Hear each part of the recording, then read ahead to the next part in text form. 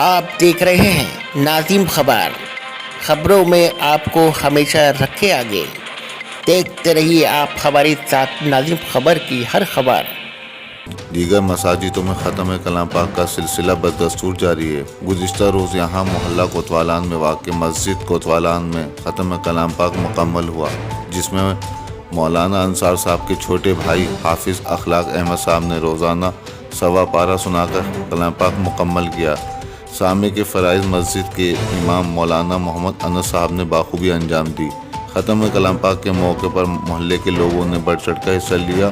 ٹھنڈا اور شیرینی بھی تقسیم کی گئی۔ اس موقع پر محلے کے سبھی حضرات موجود تھے اور ختم کلام پاک کے بعد مولانا انصار صاحب نے ملک میں امن و امان کے ساتھ محلے کے معروف شخص ناظم علی خان کے لیے بھی مغفرت کی دعا کی۔ وہیں ختم کلام پاک کے موقع پر مسجد میں بھی ختم کلام پاک مکمل ہوا، جہاں مولانا انصار صاحب نے اپنے خطاب میں فرمایا کہ مسلمان خاص طور سے نوجوان قرآن کی راہ پر چلنے اور نماز پر کی پابندی قائم کریں۔ دوسری طرف وہیں مسجد علی نادر باغ میں ختم کلام پاک مکمل ہوا، جہاں حافظ فاحد صاحب نے روزانہ سوا پارہ سنا کر ختم کلام پاک مکمل کیا۔ سامع کے فرائض محمد یوسف صاحب نے بخوبی انجام دی۔ ختم کلام پاک کے موقع پر محلے کے کافی تعداد میں لوگ موجود تھے اور انتظامیہ کمیٹی کی جانب سے لوگوں میں شیرینی بھی تقسیم کی گئی۔ کون سی مسجد ہے، کیا ختم کلام پاک ہوا؟ جی ختم کلام پاک کے بعد کیا آپ نے میسج دیا عوام کو؟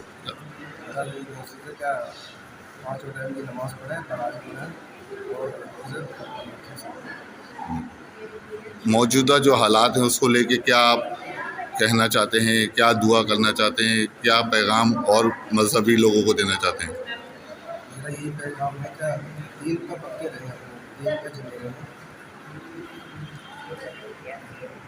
میرا نام مولانا محمد انس خان ہے جی، میں متواتر الحمدللہ 3 سال سے چھوٹی مسجد تھانہ ڈین پر قرآن سنا رہا ہوں، وہیں پر خطیب بھی ہوں الحمدللہ۔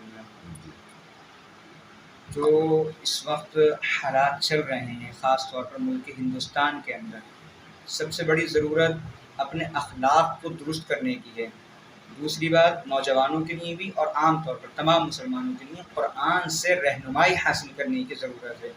قرآن کے بغیر امت مسلمہ کوئی رہنمائی نہیں مل سکتی ہے امت کو۔ اگر امت کو ترقی چاہیے، چاہے وہ کہیں کے بھی مسلمان ہوں، ہندوستان کے ہوں یا ہندوستان سے باہر کے ہوں، ساری دنیا میں کہیں کے بھی ہوں، قرآن کو مضبوطی کے ساتھ پکڑنا پڑے گا، مضبوطی کے ساتھ عمل کرنا پڑے گا، تبھی ہم یہاں کے مسلمانوں کو بھی دیگر جگہ کے مسلمانوں کو بھی انشاءاللہ ترقی ملے گی، عروج ملے گا، کامیابی ملے گی، اور عروج پر جو ہے وہ انشاءاللہ گامزن ہوں گے اگر قرآن سے جڑیں گے۔ اور اگر قرآن کو چھوڑیں گے پھر یاد رکھیے نہ یہاں نہ کہیں اور ترقی ہمیں آپ کو کہیں نہیں جو ہے مل سکتی ہے۔ اچھا، جو موجودہ حالات میں مسلمانوں کے اوپر ظلم زیادتی ہو رہی ہے، ظلم کا شکار ہو رہے ہیں، اس کے بارے میں آپ کا کیا نظریہ، کیا کہنا چاہتے ہیں؟ دیکھیے جو ظلم و زیادتی اس وقت مسلمانوں کے ساتھ ہو رہی ہے، خاص طور پر سیاسی حیثیت سے مسلمانوں کو بھی بہت پہلے مولانا علی میاں ندوی نے یہ بات کہی تھی کہ اگر اس قوم کا سیاسی شعور بیدار نہیں ہوا اور سیاست میں یہ قوم نہیں آئی تو پھر حیثیت جو ہے وہ بہت کمزور ہو جائے گی۔ وہ بات آج ہمارے سامنے سچی ہے۔ سیاسی شعور بہت پیچھے چلا گیا ہے۔ اپنے سیاسی شعور کو، اپنی قیادت کو مضبوط کرنے کی ضرورت ہے، تبھی آپ سیاست کا جواب دے سیاست سے دے سکتے ہیں، ورنہ جس طریقے کی پالیٹکس سیاست اس وقت ہو رہی ہے مسلمانوں کے ساتھ، بہت ساری وجوہات ہیں۔ ایک بڑی وجہ یہ ہے کہ سیاسی حیثیت ہماری جو ہے وہ کچھ نہیں، کوئی قائد ہمارا نہیں ہے، کوئی لیڈر ہمارا نہیں ہے، کوئی رہبر ہمارا نہیں ہے، جو کچھ ہیں وہ دوسرے ہیں۔ لہذا سیاسی طور پر سیاسی حیثیت میں اپنے آپ کو مضبوط کرنے کی ضرورت ہے ہمیں۔ اچھا، جس طریقے سے رمضانوں میں مسجدوں میں ماشاءاللہ آواز دیتی ہیں، اس طریقے سے نوجوانوں کو آپ کی کیا میں پیغام دینا چاہتے ہیں کہ آگے بھی اسی طریقے سے نماز قائم رکھیں؟ کیا نوجوانوں سے امید رکھتے ہیں؟ یہ بالکل بہت اچھا سوال ہے۔ رمضان نماز میں بھی فرض ہے، نماز جو ہے رمضان میں بھی فرض ہے، نماز رمضان کے علاوہ بھی جو ہے وہ نماز فرض ہے، صرف رمضان میں نماز جو ہے وہ فرض نہیں ہے۔ اسی طرح ایک سوال یہ بھی ہوتا ہے کہ جمعے کی نماز میں تو مساجد جو ہے وہ بہت بھری نظر آتی ہے، لیکن جمعے کے علاوہ وہ لوگ کہاں چلے جاتے ہیں؟ جس طریقے سے جمعہ فرض ہے اسی طریقے سے دیگر 5 نمازیں بھی ہمارے اوپر فرض ہیں. جس طریقے سے ہم رمضان میں نماز کی پابندی کر رہے ہیں اسی طریقے سے رمضان کے علاوہ بھی نماز کی بہت پابندی کرنے کی ضرورت ہے، اور کسی طریقے کی کوئی غفلت جو ہے وہ ہمیں نہیں کرنا چاہیے. رمضان تو گویا کہ دوسرے سے نہ کرو، تم پہ اپنے آپ ڈالو. ہر شخص یہ کہتا ہے میں عمل کروں گا، میں عمل کروں گا. ہم میں سے ہر ایک چاہتا ہے دوسرا عمل کر لے، میں عمل کروں.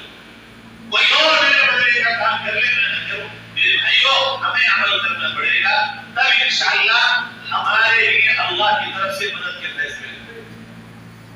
اور اگر ہم نہیں کریں گے، آج ایک کی باری ہے تو کسی اور کی باری ہے، بچنے والا کوئی نہیں ہے. کیونکہ انہیں تو دشمنی ایمان سے ہے، یا تو ایمان چھوڑو گے ورنہ خود میں آؤ گے.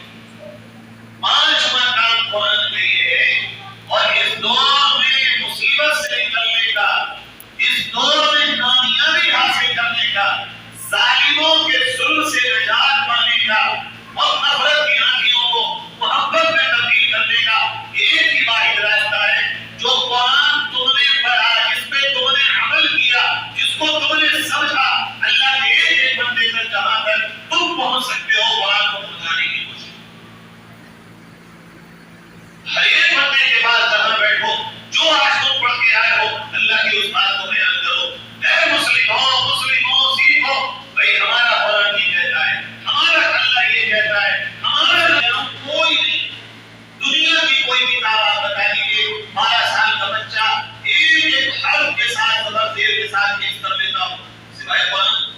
مسلمانوں کے بچے قرآن کو کیسے 12 سال 13 سال 14 سال کی عمر میں پورا حفظ یاد کر لیتے ہیں. یہ غلطی کے بغیر سامنے والا جب غلطی کر کے پڑھ لے تو دوسرا حفظ کہتا غلطی ہو گئی. قرآن کے پڑھنے سے زیادہ، قرآن کو سمجھنے اور یاد کرنے سے زیادہ آسان کوئی کام نہیں. اس لیے میرے پیارو، میں آپ سے یہ کہنے آیا ہوں، اپنی زندگی میں ترتیب بنائیے. روز